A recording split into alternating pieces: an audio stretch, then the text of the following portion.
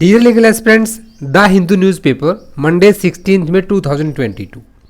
इसके editorial page पे page number 6 है। ये पेज नंबर मैं लिख देता हूँ जिससे कि आप भी पढ़ सकें।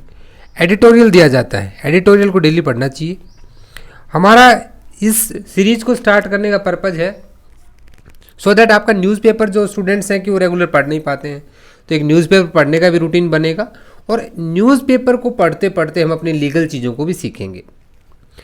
देखिए, in abeyance of the section 124A a provisional relief, एक प्रोविजनल रिलीफ दिया है सुप्रीम कोर्ट ने SG Vombatkere versus Union of India में। 3 जजेस बेंच ने ये डिसीजन दिया है 11 मई को। Chief justice of India NV Ramana भी इसमें थे, ठीक है। उन्होंने अपने व्यूज इसके ऊपर दिए हैं। कहीं ना कहीं एक ऑटोक्रेट वाली फीलिंग यहाँ पे आती है सेडिशन को लेकर। देखिए 124A है पहले क्या। सबसे पहले जब भी आप ऐसा सुनते हैं तो आपको तुरंत पता होना चाहिए कि ये IPC भारतीय दंड संहिता इंडियन पिनल कोड की बात कर रहा है। 124A क्या है?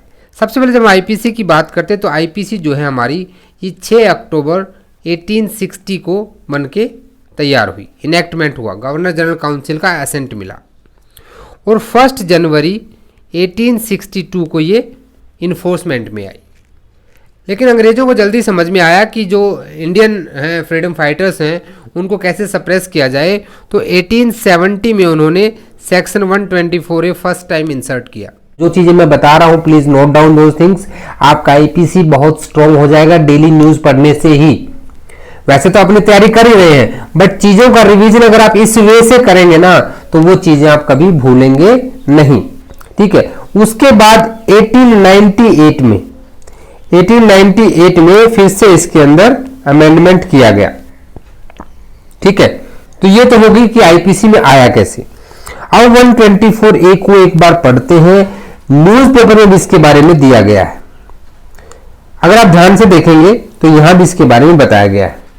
Section 124A defines sedition as the any action whether by word, signs or visible representation which brings or attempt to bring into hatred or contempt or excites or attempt to excite disaffection towards the government established by law in India।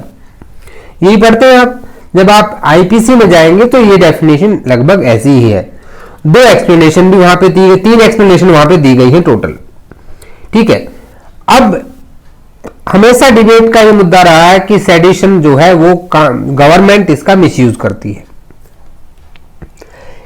1967 में एक case आता है केदारनाथ का, ठीक है।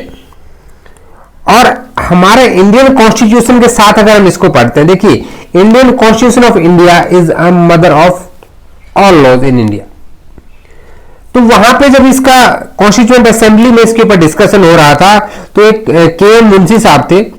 अब उन्होंने इस बात पे बहुत आर्ग्यू किया कि सेडिशन जैसी चीज को हटा दिया जाना चाहिए और क्योंकि ये फ्रीडम ऑफ स्पीच के ऊपर जो है एक तरह से क्या है बैन लगा देता है, आप फ्रीडम ऑफ स्पीच नहीं रह पाती है।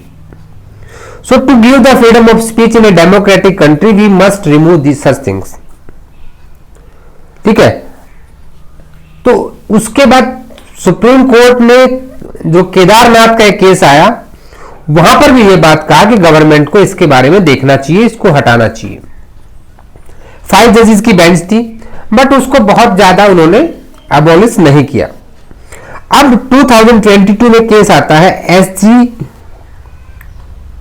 वॉम टर्की वर्सेस यूनियन ऑफ इंडिया, ठीक है। इस केस में क्या होता है, 3 जजेस बेंच बैठती है सुप्रीम कोर्ट में और ये कहती है कि effectively suspend the operation of section 124A of IPC। Indian penal code के सेक्शन 124A को हम सस्पेंड करते हैं। एक तरह से अनकॉन्स्टिट्यूशनल उसको बता दिया गया है, ठीक है। अब इसके बारे में थोड़ा सा बैकग्राउंड में जाते हैं। सबसे पहली चीज तो ये केस इंपॉर्टेंट हो जाता है क्योंकि करंट का केस है, 11 मई को डिसीजन आया है। तो ये भी आपसे पूछा जा सकता है, एक MCQ आपका यहां से लीगल एग्जाम्स के लिए, जुडिशरी एग्जाम्स के लिए हो जाता है। दूसरा आता है कि देखो बेसिक्स ऑफ रिकंसिडरेशन, क्यों ऐसा रिएग्जामिन करना चाहिए। गवर्नमेंट ने क्या किया था, एक एफिडेविट दिया था, तो गवर्नमेंट ने कहा था कि हम इसको री एग्जामिन करेंगे। पर गवर्नमेंट ने उस एफिडेविट से कोर्ट को ऐसा लगा कि शायद ऐसा होना मुश्किल है, क्योंकि इससे पहले भी कई बार हो चुका है। ये एक नॉन बेलेबल ऑफेंस है और कॉग्निजेबल ऑफेंस है। अब यहां पे दो चीजें आपको समझ में आती हैं। नॉन बेलेबल मींस जिसमें आपको बेल नहीं मिल सकती, ठीक है, ये नॉन बेलेबल है। और यहां पे यू अप्लाई टू अ जज टू सीक रिलीज, यानी कि जहां पे न्यायालय आपको छोड़ सकता है, नॉर्मल बेल आपको नहीं मिलेगी। कहां पढ़ते हैं बेल के प्रोविजन? हम सीआरपीसी में पढ़ते हैं। उसके बाद एक और चीज इसके साथ मैं आपको बताना चाहूंगा, इसी न्यूज में जब आगे पढ़ेंगे आप, 1973 से इसको कॉग्निजेबल माना गया है। कॉग्निजेबल केसेस क्या होते हैं? ठीक, जब आप सीआरपीसी पढ़ेंगे तो वहां के सेक्शन 2 का क्लॉज सी ये कहता है कि cognizable offences are such offences in which a police officer can arrest you without warrant. बिना न्यायालय के वारंट जारी किए आपको पुलिस वाला गिरफ्तार कर सकता है, उसे कॉग्निजेबल केस कहा जाता है। ठीक है, दूसरी चीज क्या आ गई यहां पे कि जो 1962 में Kedarnath Singh versus state of Bihar का जो केस था, जहां 5 जजेस बेंच ने क्या किया था, एक डिसीजन दिया था।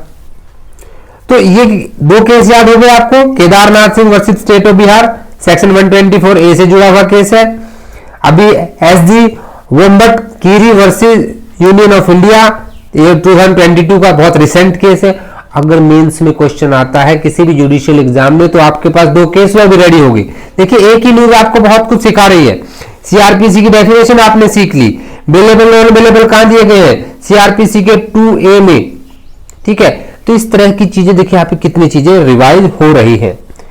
अब ये कानून होना क्या चाहिए, इसके ऊपर भी काफी डिस्प्यूट आया। देखिए हालांकि जिस तरह के हालात जेएनयू में पहले हो चुके हैं, कन्हैया कुमार जैसे लोग जो कुछ बोलते रहते हैं, सेडिशन को चेंज होना चाहिए, ये मैं भी मानता हूं, बट हर किसी के इस पे अलग व्यूज है।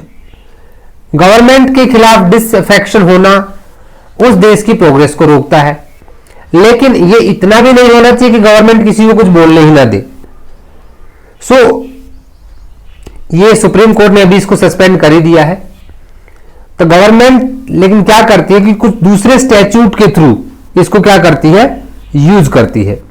अगर दूसरे स्टैट्यूट के थ्रू इसको यूज करेगी तो जो नीचे की सेकंड हेडलाइन में पढ़िए, however there could be a negation if the government are allowed to replicate their use of sedition through other statutes. अगर गवर्नमेंट दूसरे कानूनों से इसको यूज करेगी तो क्या सुप्रीम कोर्ट के इस डिसीजन का कोई बेनिफिट है? कोई बेनिफिट नहीं है। वो भी अवॉइड होना चाहिए, because after all judiciary is the watchman for the legislature. Constitution of India में 3 पिलर हमने पढ़े थे। ठीक है, एक हमारा लेजिस्लेचर है, एक एग्जीक्यूटिव है और एक आपका जुडिशरी है। लेजिस्लेचर कानून बनाता है, एग्जीक्यूटिव उस कानून को इंप्लीमेंट करते हैं, जुडिशरी उसकी मॉनिटरिंग करती है।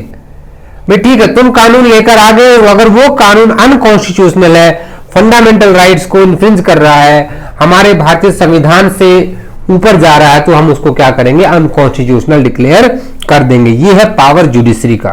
तो इस तरह से आप इसमें कई सारी न्यूज पढ़ के अपनी चीजों को स्ट्रॉन्ग कर सकते हैं। इसी न्यूज़पेपर में मैं आपको होमवर्क दे रहा हूं, इसी न्यूज़पेपर में एक मैरिटल रेप से रिलेटेड न्यूज आपको मिलेगी, वो आपको जरूर देखनी चाहिए। ठीक है, वो बहुत इंपॉर्टेंट न्यूज है, उसको भी आपको पढ़ना है, ये आपका होमवर्क है।